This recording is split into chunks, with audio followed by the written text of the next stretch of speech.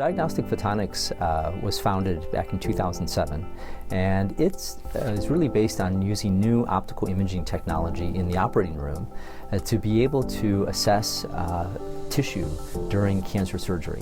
And the problem that currently exists is that when tumors or cancers are removed surgically, the surgeon doesn't really have a microscopic view of the tissue and the cells. And we really need to identify and extract cells, the tumor cells that might be left behind.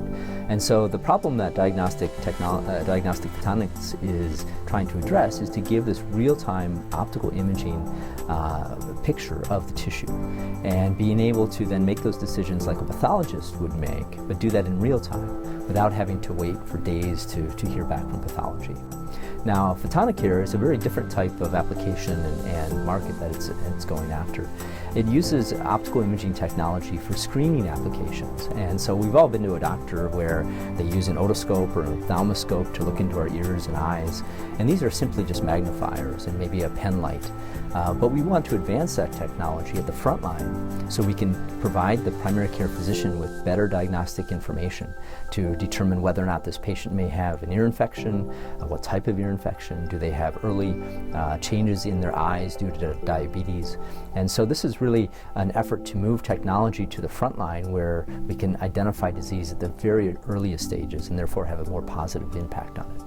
So we've seen a lot of positive responses from our technologies, and I think it really brings home the point that there is a clear clinical need, both for intraoperative imaging and also primary care imaging.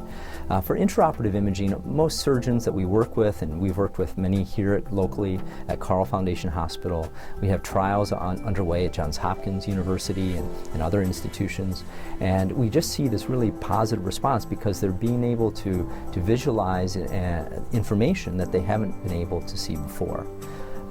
And so we think that there's going to be very broad acceptance of that type of technology.